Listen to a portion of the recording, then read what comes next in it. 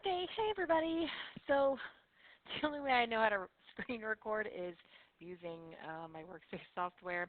So the audio is not that great, but hopefully this is helpful. So I'm going to go through how you can make your background here. So first thing though, you really need to check out your display. So if you will right click on your screen and choose display settings, you can see your display resolution. So mine is 1280 by 1024.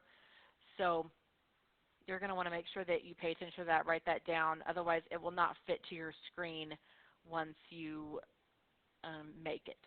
Okay, another thing is that our desktops are set to snap to a grid. So if I were to move this, normally it would snap in place somewhere and you can't put it exactly where you want it. So to change that, you're going to right click, choose view, and then align icons to grid. You would uncheck that if you don't want it to snap, where you can just move them freely. All right, so you're going to go to canva.com and you're going to make an account if you don't have one. And teachers actually get the free pro account, so you can sign up for that as well, which gives you a lot of different things for free. So what you want to do is, if you want one that's already been created, then you can go up here to search and you can just search desktop background, and that's going to pull up a bunch of different things. And then I checked desktop wallpaper just because I felt like that was more helpful. So they have all kinds of pre-made ones that you can kind of just edit and do your thing. I think this is the one I picked. Some of them have quotes, and you can change the quotes and all of that. So if you choose one that's already pre-made, I would just click on this.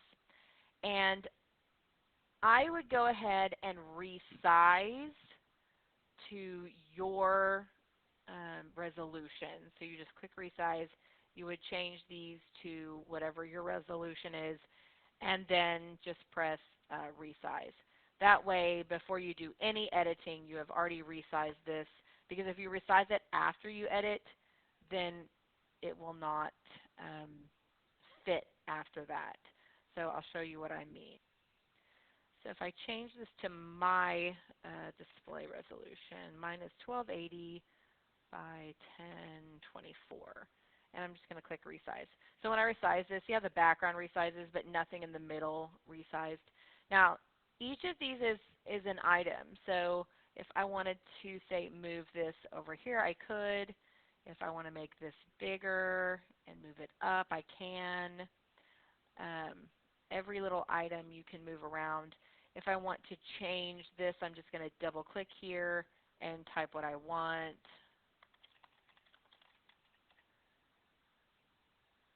And then I can move that up. It also gives you these nice guides for, centering it.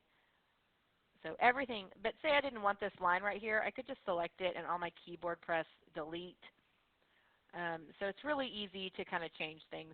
If I wanted this picture to go behind the other picture, I could just right click the picture and send it backwards to go behind this picture. If you don't want this item at all, just like I deleted that line, I can press delete, and that's it. So let's say instead of the picture, I wanted just another box like this. I'm going to go to Elements over here on the left, and you can see all of the lines and shapes. I usually use the circle or this. So let's say I wanted to use a circle. I'm just going to click that, and it actually gives you a color that coordinates with what's on the screen. If you want to change that color, you can go up here and choose a different color or add another color. I kind of like the one that they gave me, so I'm going to stick with that. And then you can just move it. I'm going to right click, send to back. That way it's underneath this thing right here. Well, it's not wanting to do it. There we go, send to back. And then it's behind everything. You can add text boxes, and they have like pre-made ones like that have that, look about them, or you can just do add a little body to the text. I can move that over, double click to change what I want it to say. Maybe this is my math apps. And then you can also change the color of that. So maybe I want that to be this light blue color, and then I can move it. I can also change the font if I want to. I'll highlight that, and then I can pick any of these fonts. They have a ton to choose from. So maybe I want to go with Chloe.